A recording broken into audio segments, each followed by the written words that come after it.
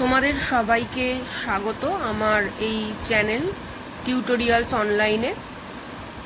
আজকের আমি তোমাদের সাথে আলোচনা করব ক্লাস 11-এর প্রাকৃতিক ভূগোলের যে ফার্স্ট চ্যাপ্টার আছে, জ্ঞান চর্চার বিষয়রূপে ভূগোল বা জিওগ্রাফি অ্যাজ এ ডিসিপ্লিন, ওই চ্যাপ্টারটা নিয়ে। তো তোমরা যারা আমার এই চ্যানেলটা সাবস্ক্রাইব করোনি, তো তারা এটা সাবস্ক্রাইব করে রাখতে পারো, তাহলে আমি পরপর চ্যাপ্টার যখন আপডেট করব তোমরা তখন নোটিফিকেশন পেয়ে যাবে এবং তোমাদের কাজে লাগবে, সুবিধাই হবে। যাই হোক, আমি চ্যাপ্টারে চলে যাচ্ছি, বেশি কথা বলছি না। আর এই চ্যাপ্টারটা ফার্স্টে আমাদেরকে জানতে হয়, তার কারণ হচ্ছে ভূগোল আমরা কেন পড়ি, ভূগোলে কি বিষয়, মানে কি কি আসলে আলোচনা করে, এইসব সব কিছু জানার জন্য। তো প্রথমেই যদি বলা যায় যে ভূগোল একটা বিজ্ঞান, এটা আমরা মোটামুটি করে জানি, ভূগোলকে একটা বিজ্ঞানেরই শাখা বলা হয়। এই শাখায় কি আলোচনা হয়? পৃথিবী সম্পর্কিত আলোচনা হয়। তো ফার্স্টেই আমাদেরকে এখানে কি পড়তে হবে, আমরা এবার হচ্ছে পেজে চলে আসি। ফার্স্ট পেজে আমাদের কি জানতে হবে? জ্ঞানচর্চার বিষয়রূপে ভূগোল বলতে এখানে ভূগোল কথাটির উৎপত্তি কোথা থেকে বা কে করেছেন, মানে জিনিসটা কে প্রথম, ওয়ার্ডটা প্রথম বলেছেন বা তার মানে হিসেবে কি বোঝাতে চেয়েছেন, সেটা হচ্ছে কে ভূগোলের ইংরেজি প্রতিশব্দ জিওগ্রাফি, এবং এই শব্দটির প্রথম উত্থাপন করেন এরাটোস্থেনিস। ইনি প্রথম উত্থাপন করেন। তিনি জিওগ্রাফি শব্দটিকে দুটো ভাবে ভেঙেছেন, দুটো ভাগ করেছেন। একটা হচ্ছে জিও আর একটা গ্রাফি। জিও হচ্ছে কি কঠিন, তরল ও বায়বীয় পদার্থে তৈরি পৃথিবী, এবং গ্রাফি যেটা, সেটা হচ্ছে বর্ণনা বা লেখা। অর্থাৎ কি বোঝাচ্ছে না, কঠিন, তরল ও বায়বীয় পদার্থে তৈরি পৃথিবী সম্পর্কিত লেখা বা বর্ণনাকে জিওগ্রাফি বলে। তো এইগুলো হচ্ছে শর্ট প্রশ্ন হবে, এমসিকিউ বলতে পারো বা ছোটোখাটো একটা এসএ কিউ। এমসিকিউ যেমন হচ্ছে জিওগ্রাফি শব্দটির প্রথম উত্থাপন কে করেন, এটা একটা এমসিকিউ। এছাড়া জিওগ্রাফি শব্দটির মানে হচ্ছে অর্থ কি, বা সেইটা একটা হতে পারে, যেমন জিও আর গ্রাফি ভাগ করে বলতে হবে। আমি তোমাদেরকে একটা কথা বলে দিই, পুরো চ্যাপ্টারটা পড়াতেই আমি কিছু প্রশ্ন বলে দেবো, এমসিকিউ হোক, একটু বড় হোক বা মিডিয়াম টাইপ প্রশ্ন হোক, সবটাই বলে দেবো। তোমরা একটু খালি এগুলোকে একটু মন দিয়ে এগুলোকে একটু নোট ডাউন করে নিও, যে কোনগুলো কিভাবে আসতে পারে। সব প্রশ্ন তো একইভাবে আসে না, কোনগুলো কিসের জন্য ইম্পর্টেন্ট। যাই হোক, এরপরে আমি চলে যাব জিওগ্রাফির যে সংজ্ঞা দিয়েছেন, অনেক ভৌগোলিক সংজ্ঞা দিয়েছেন। তো তার মধ্যে প্রথম এরাটোস্থেনিসের একটা কথা বললাম, এরাটোস্থেনিস প্রথম জিওগ্রাফি শব্দ বলেন, তার মতে গ্রাফি কি বললাম। এছাড়াও যদি বলা যায় সংজ্ঞা হিসেবে, পৃথিবী এবং বিভিন্ন দেশের বিবরণকে বোঝানোই হলো জিওগ্রাফির কাজ। জিওগ্রাফি মানে কি? পৃথিবী এবং তার বিভিন্ন দেশের বিবরণ। এরপরে চলে আসছি সংজ্ঞা, দ্বিতীয় জনের সংজ্ঞা, পিটার হ্যাগেট। উনিও একজন ভৌগোলিক। উনি বলেছেন ভূপৃষ্ঠকে মানব গোষ্ঠীর বসবাসের দেশ হিসেবে আলোচনা করা। মানে ভূপৃষ্ঠ যেটি রয়েছে পৃথিবীর মধ্যে, সেটাই কিসের হিসেবে আলোচনা করব না, মানব গোষ্ঠী, মানুষ বসবাস করছে সেই রকম একটা জায়গা হিসেবে, স্থান হিসেবে আলোচনা করব। যে শাখাতে বা যে বিজ্ঞানে, সেটাই হলো ভূগোল। এরপরে এরকম তোমাদের কাছে তো সবারই বই আছে, তোমরা দেখতেই পাবে মতবাদগুলো, যে সংজ্ঞা বললে কার কার মতবাদ দিতে হবে। ফার্স্টে আমি বললাম এরাটোস্থেনিস, তারপরে বললাম পিটার হ্যাগেট, এরপরে চলে যাব আলেকজান্ডার ফন হামবোল্ট। আমি আর সংজ্ঞাগুলো লিখিনি, তার কারণ সবার কাছেই তোমাদের বই আছে, বই দেখে পুরো পারফেক্টভাবে তোমরা লিখবে। তার কারণ সংজ্ঞা কোনো দিন এদিক ওদিক হয় না, এটুকু তোমরা জানো। তাও আমি একবার বলে দিলাম কথাটা, যে নিজের মতন ভাষা তৈরি করে নিজের মন মতন ভাষা দেবে না, যেমন বলেছেন ওনারা ঠিক তেমনভাবেই তোমরা লেখার চেষ্টা করবে। আর ইংরেজি যেগুলো রয়েছে ব্র্যাকেটে করে তোমাদের বইতে লেখা, ওনাদের মানে সংজ্ঞাগুলো, সেগুলো অবশ্যই করে দেওয়ার চেষ্টা করবে। একটু বারবার পড়ে মুখস্থ করে নিও, অবশ্যই লিখলে নাম্বারটা বেশি তোলা যায়। যাই হোক, এর পরের মতবাদ হচ্ছে আলেকজান্ডার ফন হামবোল্ট।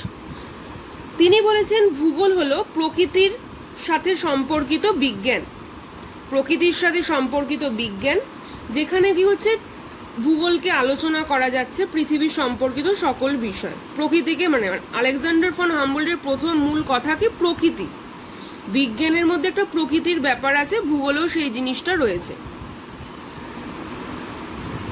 এছাড়া হচ্ছে ভৌগোলিক রিটার, আমার 4 নম্বরে যার নাম লেখা রয়েছে রিটার, তিনি বলেছেন ভূগোল হলো বিজ্ঞানের সেই শাখা যেখানে পৃথিবীর সমস্ত বিষয় বৈশিষ্ট্য সম্পর্ক আলোচনা করা যায়, কিন্তু প্রতিটাই হবে স্বাধীন একক। যা কিছু আলোচনা করব পৃথিবীর যা কিছুকে নিয়ে, তার বৈশিষ্ট্য বলো, বিষয় বলো, সম্পর্ক বলো, সবটাই আলাদা আলাদা, ইন্ডিপেন্ডেন্ট, সবকটাই হচ্ছে ইউনিট। মানে geography is the department of science that deals with the globe in all its features, phenomena and relations as an independent unit। এইরকম সংজ্ঞাগুলোকে দিয়ে দেবে তোমরা। এরপরে চলে আসি 5 নম্বর লাস্ট এনার হচ্ছে মতবাদ, জার্মান দার্শনিক ইমানুয়েল কান্ট। এটা একটা এমসিকিউ হতে পারে, জার্মান দার্শনিকের নাম বলে তোমাদের অপশন দিয়ে দিল রিটার, পিটার হ্যাগেট, ইমানুয়েল কান্ট, তখন তোমাদের টিক মার্ক করতে হবে কিসে, ইমানুয়েল কান্টে। এটা একটা এমসিকিউ, দেখো আমি মার্ক করে দিয়েছি এমসিকিউ বলে। আচ্ছা, এনার মতবাদ কি না, যে বিদ্যা পৃথিবী সম্পর্কে পাঠ দেয়, মানে যে শাখা বলো, বিজ্ঞান বলো বা বিদ্যা বলো, যেখানে পৃথিবী সম্পর্কে বোঝানো হয়, পাঠ দেয়, সেটি হচ্ছে ভূগোল। তো এটা একটা মোটামুটি একটা একটু বড় প্রশ্ন আসতে পারে তোমাদের। বেসিক্যালি এই চ্যাপ্টারটা থেকে 1 নম্বরের এমসিকিউ আসবে, এছাড়া একটু মানে বড় প্রশ্ন 2 নম্বর 3 নম্বরেরও এসে থাকে, সেটা আমি পরে আলোচনা করে দিচ্ছি যে কোন চ্যাপ্টার থেকে, মানে নেক্সট ভিডিওতে বলে দেবো কোন চ্যাপ্টার থেকে কতটা নাম্বার আসবে। তবে এটা থেকে এমসিকিউ আসবে, এটা একদম কনফার্ম, এবং এছাড়াও একটু বড় প্রশ্ন থাকবে।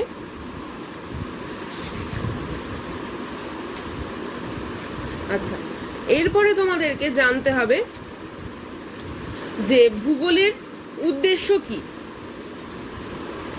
এটা তো আমরা জানলাম ভূগোলের সংজ্ঞা, এরপরে চলে যাব আমরা ভূগোলের উদ্দেশ্য কি।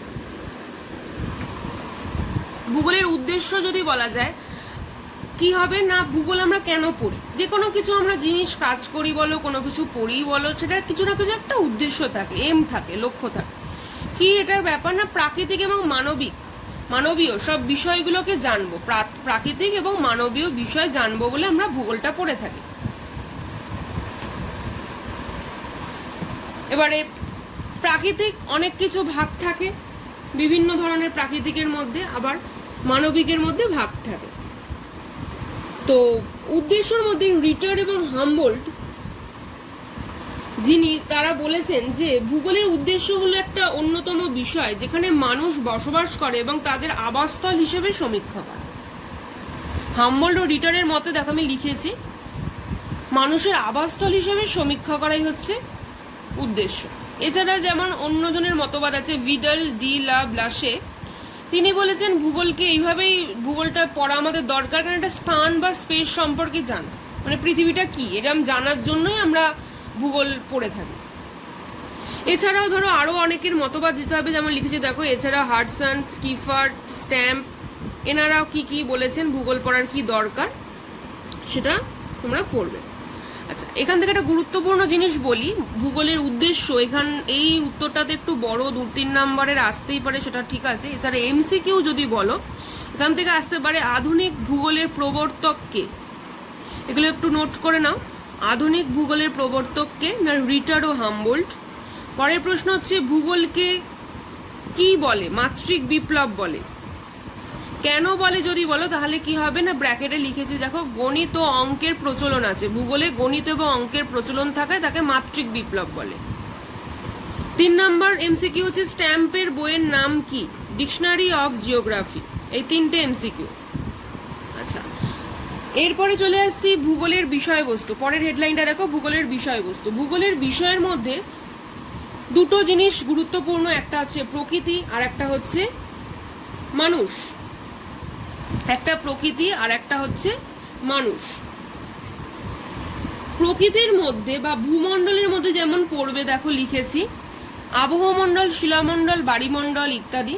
আর মানুষের মধ্যে কি পড়ে, মানুষের আচার ব্যবহার, কাজকর্ম, জনসংখ্যা, জনবসতি, এগুলো। এছাড়াও যদি বলো যে ভূগোলের বিষয়বস্তুর মধ্যে এটা 1 নম্বর, পরে 2 নম্বর হচ্ছে প্রকৃতি বা ভূগোল এবং মানুষ সম্পর্কিত সব ধরনের ভৌগোলিক চর্চাকে বোঝায়। যেমন 2 রকম, একটা হচ্ছে প্রণালীবদ্ধ আর একটা আঞ্চলিক ভূগোল। প্রণালীবদ্ধ যেটা মানে একটা নির্দিষ্ট নিয়ম অনুসারে, যেমন ধরো কোনো একটা জিনিসের তার ধর্ম কি, বৈশিষ্ট্য কি, পর্যায় কি, এই রকম ভাবে যখন আলোচনা হয় তখন বলা হয় প্রণালীবদ্ধ ভূগোল বা সিস্টেমেটিক জিওগ্রাফি। একটা প্রশ্ন আসতেই পারে, কেন ভূগোলকে প্রণালীবদ্ধ ভূগোল মানে প্রণালীবদ্ধ ভূগোল বলার কারণ কি? যে যখন প্রাকৃতিক মানবীয় উপাদানগুলি তখন তাদের নির্দিষ্ট ধর্ম, বৈশিষ্ট্য, পর্যায় হিসেবে আলোচনা করা হয়, তাই জন্য বলা হয় প্রণালীবদ্ধ ভূগোল। এরপরে যাচ্ছে আঞ্চলিক ভূগোল বা রিজিওনাল জিওগ্রাফি। এটাতে তাই হচ্ছে কোনো একটা পার্টিকুলার একটা অঞ্চলের ভূপ্রকৃতি কি, জলবায়ু কি, মৃত্তিকা কি, এইসব সম্পর্কে যখন আলোচনা হচ্ছে তখন বলছে আঞ্চলিক ভূগোল। এছাড়া 3 নম্বর দেখো পয়েন্ট, ভূগোলকে কি হচ্ছে দেশ বা স্পেস সম্পর্কে আলোচনা করা। যে একটা দেশের, আগেই বললাম উদ্দেশ্যের মধ্যে আছে একটা নির্দিষ্ট স্থান বা দেশ বা স্পেস হিসেবে আলোচনা করা। কোনো একটা রাষ্ট্র বোঝাতে পারে, রাজ্যও বোঝাতে পারে, একটা ছোট অঞ্চলও বোঝাতে পারে। সেখানে কি আছে, শিল্প কি আছে, সমভূমি কতটা আছে, মালভূমি কতটা আছে, এইরকম বিভিন্ন জিনিস, বা সেখানকার মানুষের চিন্তা ভাবনা কি, মানে একটা কথায় একটা নির্দিষ্ট জায়গার সব কিছু টোটাল। এছাড়াও যদি বলা যায় 4 নম্বরে মানে বিষয়বস্তু, ভূগোলে মানুষের ওপর প্রাকৃতিক পরিবেশের প্রভাব কতটা। দুটো জিনিস আছে, মানুষ যেমন প্রকৃতিকে নিয়ন্ত্রণ করে, প্রকৃতি যেমন মানুষকে নিয়ন্ত্রণ করে। এই জিনিসটা প্রাচীনকাল থেকে চলে আসছে। প্রাকৃতিক পরিবেশের ওপর সম্পর্কিত আলোচনা মানে পরিবেশের ওপর মানুষের প্রভাব আলোচনা করা হয়। পরিবেশের ওপর মানে হচ্ছে মানুষ ঠিক কি কি করছে, মানুষ কি কি ভাবে পরিবেশকে নিয়ন্ত্রণ করছে, তাকে বলছে নিয়ন্ত্রণবাদী। আর একটা রয়েছে হচ্ছে কি সম্ভাবনাবাদী। সম্ভাবনাবাদী এটা কি, পরিবেশের প্রভাব থেকে মুক্ত মানুষ হয়ে যে বিভিন্ন কাজকর্ম করা, তাকে বলছে সম্ভাবনাবাদী। আচ্ছা, এরপরে এখান থেকে কিছুটা এমসিকিউ হবে, সেটা এবার বলে দিই না। প্রাকৃতিক ভূগোল এটা কি নিয়ম মাফিক বিজ্ঞান বা নোমোথেটিক সায়েন্স। একটা নির্দিষ্ট নিয়ম অনুসারে ধর্ম, বৈশিষ্ট্য যেটা বললাম সেই জন্য বলে নোমোথেটিক বা নিয়ম মাফিক। আর একটা মানবিক ভূগোল ভাবলেখী বিজ্ঞান, মানবিক ভূগোলকে বলে ইডিওগ্রাফিক সায়েন্স। এগুলো সব এমসিকিউ। প্রাকৃতিক ভূগোলকে বলে নিয়ম মাফিক বিজ্ঞান, মানবিক ভূগোলকে বলে ভাবলেখী বিজ্ঞান। আচ্ছা, এরপরের প্রশ্ন যেটা ভূগোলের শাখা সমূহ। ভূগোলকে মূলত 3টি শাখায় ভাগ করা যায়, যেমন হচ্ছে প্রাকৃতিক ভূগোল, 2 জীব ভূগোল, 3 হচ্ছে মানবিক ভূগোল। প্রাকৃতিক ভূগোলের মধ্যে আমরা আলোচনা করি ভূমিরূপ বিদ্যা, জলবায়ু বিদ্যা, মহাসাগর বিজ্ঞান, তারপরে মৃত্তিকা বিজ্ঞান, এইগুলো সম্পর্কে আমরা আলোচনা করি। আর জীব ভূগোলের মধ্যে উদ্ভিদ, প্রাণী, মানব যে বাস্তুবিদ্যা সেগুলো, পরিবেশ। আর এছাড়া লাস্ট যেটা মানবিক বিজ্ঞান, মানবিক শাখা, যেটার মধ্যে অর্থনৈতিক বিষয়বস্তু, জনসংখ্যা, জনবসতি, রাজনৈতিক বিষয়, ঐতিহাসিক বিষয় ইত্যাদি। তো এবার আমরা ফার্স্টে চলে আসি, যেটা প্রাকৃতিক ভূগোলের শাখার মধ্যে প্রথম পড়ছে ভূমিরূপ বিদ্যা। এটা হচ্ছে কি, যেখানে ভূগোলের যে শাখাতে কি আলোচনা করা হচ্ছে না, ভূমিরূপ সম্পর্কে সমীক্ষা করা হয় একটা ভূমিকে, সেই সমীক্ষা করে সেটি কত বছর আগে সেই ভূমিটা তৈরি হয়েছে, তার সেখানকার নদী কি, বায়ু কি, জল, হিমবাহ ইত্যাদি যখন আলোচনা করা হয় সেটা হচ্ছে ভূমিরূপ বিদ্যা। আচ্ছা, জলবায়ু বিদ্যা সে একটা যে শাখাতে আবহাওয়া এবং জলবায়ু সম্পর্কে আলোচনা করা হবে তাকে বলবে জলবায়ু বিদ্যা। এরপরে মহাসাগর বিজ্ঞান 3 নম্বর, যেটা যে শাখার মধ্যে কি হবে সমুদ্রের তলদেশের ভূপ্রকৃতি কি, সেখানে কি কি সমুদ্র স্রোত আছে, লবণতাটা জলের কতটা, তাপমাত্রা কতটা, ঘনত্ব কতটা, এগুলো আলোচনা করা হয়, তাকে বলে ওশনোগ্রাফি বা মহাসাগর বিজ্ঞান। আচ্ছা, এরপরে হচ্ছে মৃত্তিকা ভূগোল, যেখানে মাটির গঠন কবে হয়, মাটির উদ্ভব কবে হয়, তার কারণ কি, বিবর্তন কি, প্রক্রিয়া কি, তার জলধারণ ক্ষমতা কতটা, এইগুলো আলোচনা করা হয়, তাকে বলে মৃত্তিকা ভূগোল। এরপরে চলে আসছি আমরা দ্বিতীয়, যেটা জীব ভূগোলের মধ্যে। জীব ভূগোলের মধ্যে ফার্স্টে আমরা কি বলেছি, উদ্ভিদ সম্পর্কে আলোচনা করা হবে। কি কি উদ্ভিদ রয়েছে, তাদের প্রজাতিগুলো কি কি, কত বছর আগে উদ্ভিদগুলোর আবির্ভাব হয়েছে, এইগুলো সম্পর্কে যেখানে জানবো সেগুলো হচ্ছে উদ্ভিদ ভূগোল। এরপরে প্রাণী ভূগোল, ঠিক একই রকমভাবে কি কি প্রাণী রয়েছে, ভ্যারাইটি রয়েছে প্রাণীর, সেগুলো কত পরিমাণ রয়েছে, সেগুলো কিভাবে উদ্ভব হয়েছে, কত বছর আগে হয়েছে, পরিবেশ কি পরিবেশে তারা উপযুক্ত মানে ভালোভাবে থাকতে পারে, তাদের উপযুক্ত পরিবেশ, এইগুলো সম্পর্কে। এইরকম ভাবে এবার হচ্ছে মানবিক ভূগোল যদি চলে আসি, মানবিক ভূগোল হচ্ছে অর্থনৈতিক ভূগোল। একটা নির্দিষ্ট স্পেস বা স্থানের অর্থনৈতিক কার্যাবলী কি, সেখানে মানুষজন কি অর্থনৈতিক কার্যাবলীকে বেছে নিয়েছে, কেন বেছে নিয়েছে, সেইগুলো সম্পর্কে জানা। এরপরে যেমন জনসংখ্যা, কত পরিমাণ জনসংখ্যা আছে, জনঘনত্ব কতটা, কি কারণে বসতিটা বেশি ওখানে, কেনই বা কম, মানে বিভিন্ন ভূপ্রাকৃতিক কারণের জন্য নাকি আদার্স কোনো কারণের জন্য, এগুলো সম্পর্কে যে বিজ্ঞানে আলোচনা করা হয়, মানে যে ভূগোলের শাখায়, তাকে বলছে জনসংখ্যা, জনবসতি। এইরকম ভাবে আমাদের সব বিষয়বস্তুগুলো জানতে হয়। এটা একটু বড় প্রশ্নের ক্ষেত্রে আসে।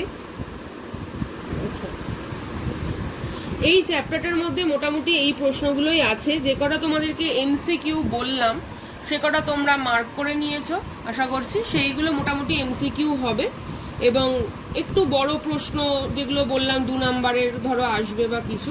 আর এই লাস্ট যেটা আলোচনা করলাম শাখা সময়, এটা একটু বড় প্রশ্নের ক্ষেত্রে, 4-5-এর ক্ষেত্রে এটা একটু এসে থাকে।